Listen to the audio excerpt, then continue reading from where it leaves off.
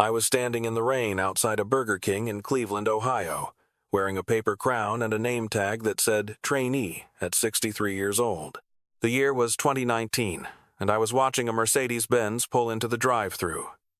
Through the tinted window, I could see a man in a suit laughing on his phone, probably closing some deal, probably going home to a warm house and a family who loved him. I used to be that man. My name is Walter Brennan, and 6 months before that rainy Tuesday night, I was the chief financial officer of Brennan & Associates, a mid-sized accounting firm in downtown Cleveland that my father had built from nothing back in 1962. I had a corner office on the 14th floor with a view of Lake Erie. I had a wife of 31 years named Diane.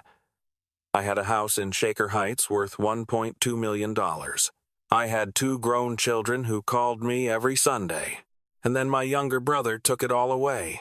Let me tell you how a 63-year-old man ends up flipping burgers at minimum wage while his brother sleeps in his bed with his wife. My brother's name is Richard. We called him Rich growing up, which turned out to be prophetic in the worst possible way. He was 7 years younger than me, the baby of the family, the one who could do no wrong in our mother's eyes. When our father died in 2003, he left the firm to both of us. 50-50 split, equal partners. For 16 years, I ran the day-to-day operations. I brought in clients. I managed the books. I worked 60-hour weeks while Rich showed up at 10, left at 3, and spent most of his time on the golf course schmoozing with what he called potential investors. I never complained. He was my brother. Blood is thicker than water, my father used to say. Family takes care of family. I believed that. God help me, I believed that. The first sign of trouble came in January of 2019. Diane started acting strange. She would leave the room to take phone calls. She started going to the gym at odd hours. She bought new underwear, the kind she hadn't worn since our honeymoon. I noticed, but I didn't say anything. After 31 years of marriage, you learn to give each other space. You learn to trust. Besides, I was too busy at work to pay much attention. Tax season was coming, and we were swamped. The second sign came in February. Rich started showing up to work early. He started asking questions about the company's finances, about our client list, about the value of our assets. He said he was taking more interest in the business. I was proud of him. Finally, I thought, he was growing up. I was such a fool. On March 15th, the Ides of March, Rich called a board meeting. I wasn't invited. When I walked into the conference room to find out what was going on, there were 3 lawyers I didn't recognize sitting at the table. Rich was at the head, in my father's chair, smiling. "Walter," he said, "I'm afraid we have some bad news." The lawyers explained it in cold, clinical terms. Over the past 2 years, Rich had been quietly buying up shares from our minority partners. He had taken out loans against his portion of the company to fund the purchases. As of that morning, he owned 67% of Brennan & Associates. I owned 33%. And the new majority owner had decided that my services were no longer required. "You can't do this," I said. "I built this company. I've given it 40 years of my life." Rich leaned back in my father's chair. "Dad left the company to both of us, Walter. He never specified who should run it. I'm just exercising my rights as majority shareholder. This is our father's legacy, our family's legacy, and I'm going to make it even better, bigger, more profitable." He paused. "Without you." Security escorted me out of the building 20 minutes later. I wasn't allowed to take anything from my office except a photo of my children and a coffee mug that said, "World's Best Dad." 40 years of work, and that's what I had to show for it. I drove home in a daze. It was 2 o'clock in the afternoon. Diane wouldn't be expecting me for hours. I thought maybe I would surprise her. Maybe we could go out to dinner. Maybe she could help me figure out what to do next. I pulled into the driveway and noticed Rich's car parked on the street. My first thought was that he had come to apologize. Maybe he had realized how wrong he was. Maybe he wanted to make things right. I walked into my house and heard laughter coming from upstairs. From my bedroom. I will spare you the details of what I found. Some things a man should never have to see. Some images never leave your mind, no matter how many years pass or how many prayers you say. My wife was in bed with my brother. They didn't even have the decency to look ashamed. Diane pulled the sheet up to her chin and said, "Walter, I was going to tell you." Rich just smiled. That same smile from the conference room. That same smile from our entire childhood. Whenever he got away with something and I took the blame. "How long?" I asked. Diane looked at Rich. Rich looked at the ceiling. 2 years, Diane finally said. It started 2 years ago. 2 years. 2 years of lies. 2 years of coming home to a woman who kissed me goodnight and then waited for me to fall asleep so she could text my brother. 2 years of Sunday dinners where Rich would sit at my table, eat my food, and plan how to steal everything I had. I walked out of that house and never went back. The divorce was brutal. Diane's lawyers painted me as an absentee husband, married to my work, neglecting my wife's emotional needs. Rich testified on her behalf. He sat in that courtroom and told a judge that I was cold and distant, and that Diane deserved better. The judge awarded her the house. She got 70% of our assets. I got my 33% stake in a company that was now worth nothing to me because my brother controlled it and I had no voting rights, no seat on the board, no say in anything. Rich offered to buy me out. 20 cents on the dollar. Take it or leave it. I left it. By June, I was living in a studio apartment in Lakewood, eating ramen noodles and watching my savings evaporate. Nobody wanted to hire a 63-year-old accountant who had just been pushed out of his own firm. Every interview ended the same way. We're looking for someone with more current experience. We need someone who can grow with the company long term. Have you considered retirement? Retirement. As if I had anything to retire on. In July, I swallowed what was left of my pride and applied at Burger King. The manager was a 24-year-old kid named Marcus, who looked at my resume and said, "Dude, you were a CFO? Why do you want to work here?" "Because I need to eat," I said. He hired me on the spot, $7.90 an hour, 20 hours a week to start. I learned to flip burgers. I learned to make fries. I learned to smile and say, "Would you like to try our new chicken sandwich?" to people young enough to be my grandchildren. I learned to pretend I didn't see the looks of pity from the other employees. I learned to pretend I didn't recognize former clients who came through the drive-thru and didn't recognize me. The hardest part wasn't the work. The work was simple, mindless, almost meditative in its repetitiveness. The hardest part was the loneliness. My children stopped calling. Diane had told them her version of events. In her version, I was the villain. I had abandoned her. I had chosen work over family. I had driven her into the arms of another man. My son sent me a text message that said, "I can't believe you would do this to Mom." My daughter blocked my number entirely. I tried to explain. I wrote letters. I sent emails. I left voicemails. None of them were answered. By August, I had stopped trying. I worked my shifts. I went home to my empty apartment. I watched television until I fell asleep. I woke up and did it all again. This was my life now. This was how I was going to die. Alone and forgotten, smelling like fryer grease and regret. And then October came, and everything changed.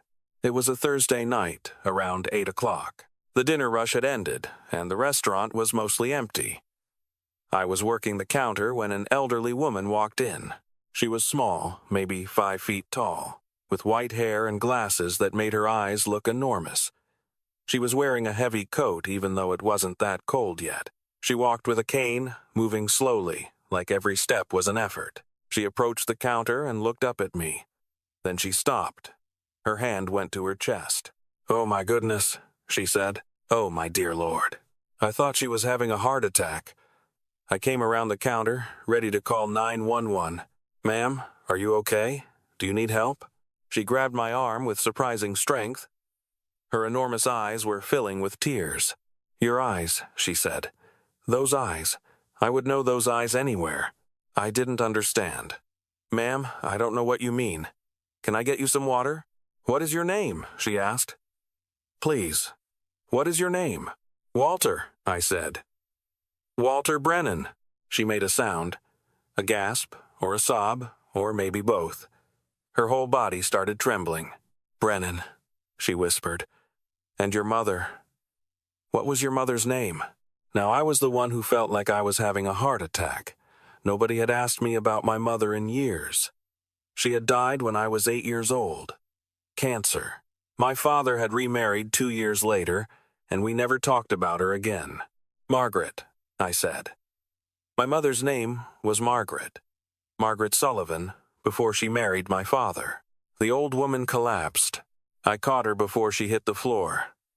Marcus came running from the back. Customers were staring. Someone was calling for an ambulance. But the old woman was clutching my shirt, pulling me close, whispering something I couldn't understand. "What?" I leaned in. "My baby," she whispered. "My baby girl's baby. I found you. After all these years, I finally found you." The ambulance came. The paramedics said she was fine. Just overwhelmed, just exhausted, just dehydrated. They wanted to take her to the hospital, but she refused. "I'm not going anywhere," she said, "until I talk to my grandson." Her name was Dorothy Sullivan. She was 89 years old. And she was my mother's mother, my grandmother. She told me the story that night, sitting in a booth at Burger King while Marcus kept bringing us free coffee and looking at us like we were crazy. My mother, Margaret, had been Dorothy's only child. They had been close, best friends, really. But then Margaret had met my father, Thomas Brennan, at a dance in 1952. She was 18, he was 25. They were married within 3 months. Dorothy hadn't approved. Thomas was charming, she said, but there was something cold behind his eyes, something calculating. She had begged Margaret not to marry him. They had fought. Terrible words were said. Margaret had chosen Thomas. She had cut her mother out of her life completely. Dorothy had tried to reach out, had written letters, had shown up at their house. But Thomas had turned her away every time. He told Margaret that her mother was toxic, that she was trying to control her, that cutting her off was the only way to be free. Margaret had believed him. She had believed everything Thomas told her. And then she had gotten sick. Cancer, just like I remembered. She was dying, and she wanted to see her mother one last time. But Thomas said no. Dorothy found out her daughter had died from a newspaper obituary. She found out she had 2 grandsons from the same obituary. Walter, age 8. Richard, age 1. She had tried to see us. She had hired lawyers. She had petitioned the courts. But Thomas was a respected businessman with powerful friends. Dorothy was a widow living on Social Security. The judge ruled that it was in the children's best interest to remain with their father without contact from estranging extended family. Dorothy had been looking for us ever since. 60 years. She had been looking for us for 60 years. "I never stopped," she said, tears streaming down her face. "I never stopped hoping. I knew that God would bring us together someday. I just had to have faith. I didn't know what to say. My whole life, I had been told that my mother had no family.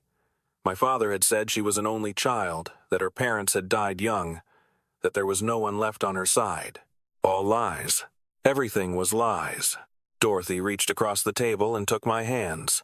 Her fingers were thin and fragile, but her grip was strong. "I know about what happened to you," she said. "I've been following your family for years.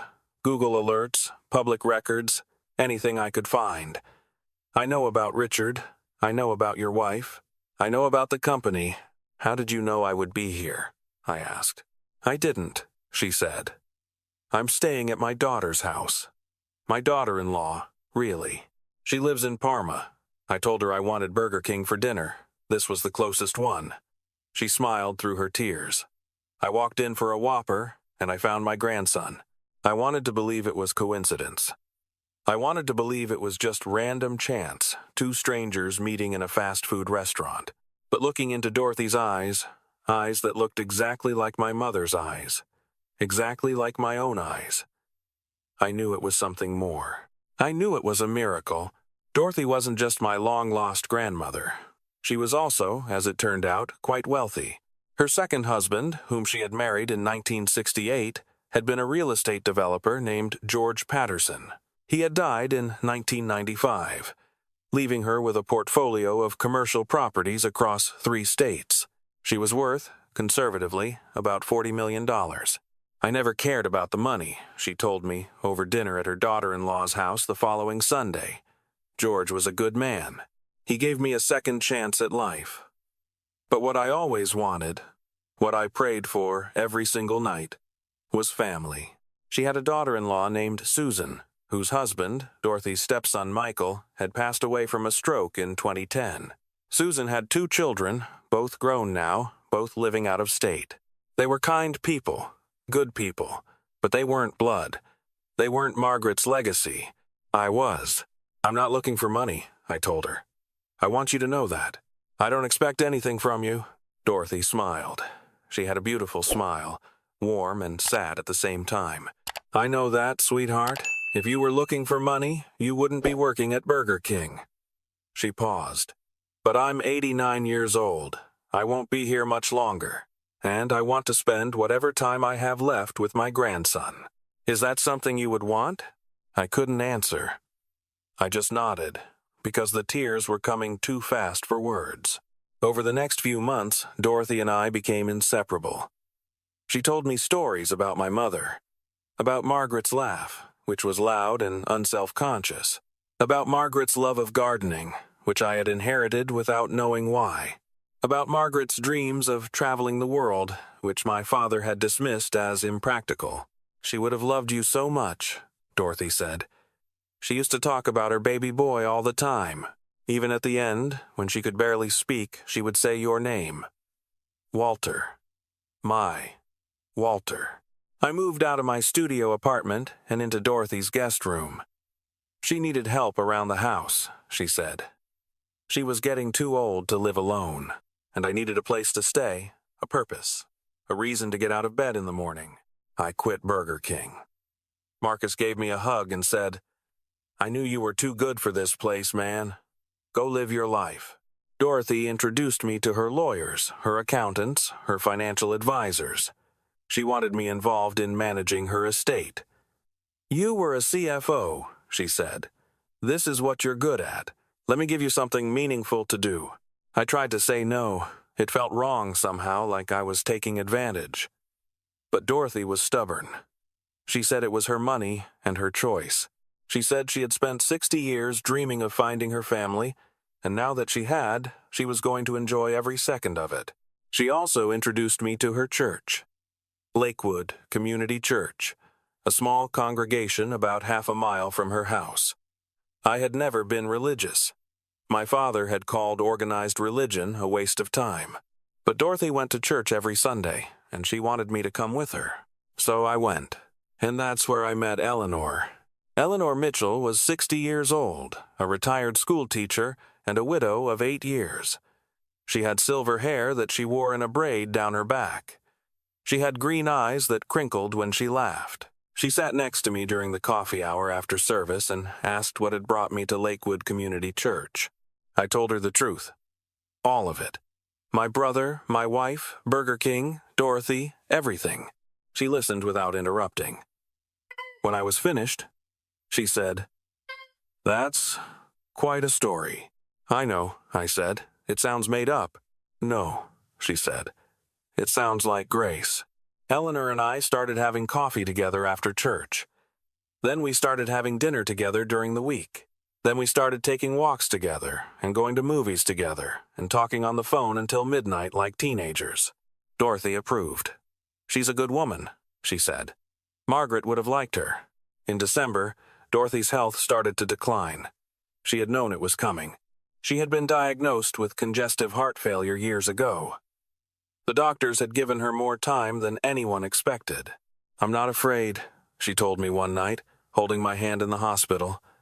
I got to meet you. I got to know you. I got to tell you about your mother. That's all I ever wanted. She died on Christmas Eve, peacefully, in her sleep. I was with her at the end. The funeral was small. Susan and her children.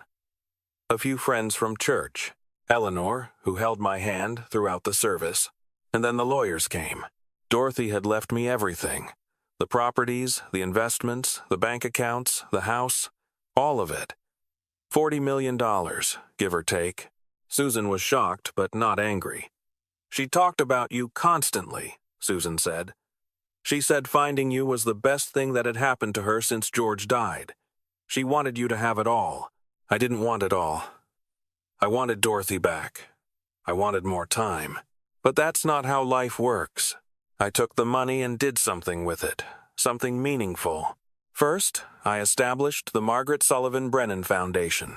It provides scholarships for first-generation college students, supports cancer research, and funds legal aid for grandparents seeking custody or visitation rights. Dorothy would have approved. Second, I reached out to my children.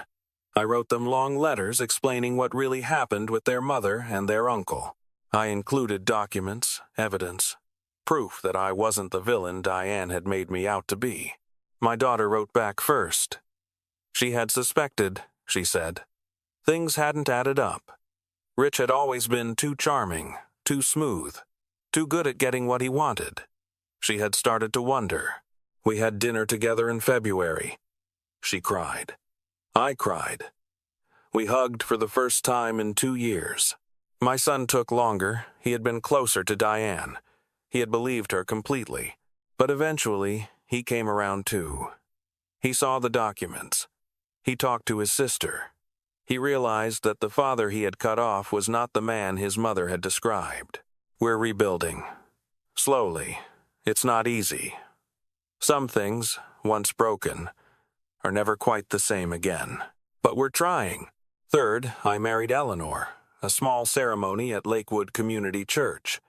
My children were there. Susan was there. Marcus, my old manager from Burger King, was there, wearing a suit for the first time in his life. We honeymooned in Italy. I finally got to travel, the way my mother had always dreamed. And fourth, I let go of my anger toward Rich and Diane. This was the hardest part. For months, I had fantasized about revenge. I had imagined using Dorothy's money to destroy Rich, to buy up his debts, to take back the company, to leave him homeless and desperate the way he had left me. But Dorothy's voice kept echoing in my head. She had spent 60 years searching for family, not vengeance. She had never given up hope, never let bitterness consume her, never stopped believing that love was stronger than hate. Rich and Diane got what was coming to them without any help from me. The firm went bankrupt in 2021. Rich had made bad investments, alienated clients, driven away talent. By the time it collapsed, he owed more than the company was worth. Diane left him 3 months later. Apparently, she only loved him when he had money. I heard through the grapevine that Rich was working as a used car salesman somewhere in Columbus. I heard that Diane had moved to Florida with another man, someone she met online. I hope they're happy. I really do. Not because I'm a saint, but because I've learned that carrying hatred is like drinking poison and expecting the other person to die. Dorothy taught me that. My mother, through Dorothy's stories, taught me that. And Eleanor, every single day, teaches me that. I'm 68 years old now. I live in Dorothy's house, which I guess is my house now, with my wife Eleanor and our 2 golden retrievers. I volunteer at the foundation 3 days a week. I go to church on Sundays. I have dinner with my children once a month. Sometimes, late at night, I think about that rainy Tuesday in Cleveland. That 63-year-old man in a paper crown, watching a Mercedes drive through, wondering if this was how his story would end. He had no idea. He had no idea what was coming. He had no idea that a little old woman would walk into a Burger King looking for a Whopper and find a grandson instead. He had no idea that the worst day of his life would lead to the best chapter of his life. He had no idea that God, or fate, or whatever you want to call it, wasn't finished with him yet. If you're out there right now, going through something terrible, something that feels like the end, I want you to hear me. It's not the end. It might feel like it. It might look like it. You might be standing in the rain, wearing a paper crown, wondering why you even bother getting out of bed in the morning. But your Dorothy is out there. Your miracle is waiting. You just have to hold on long enough to find it. Or maybe, like me, you just have to let it find you. Thank you for listening to my story. My name is Walter Brennan. I was a CFO, then a Burger King trainee, and now I'm the luckiest man in Cleveland, Ohio. If you like this video, please give it a thumbs up and subscribe to Buddy Chronicle. And tell me in the comments, have you ever had a chance encounter that changed your life? I'd love to hear your story. Until next time, take care of yourselves, and never give up hope.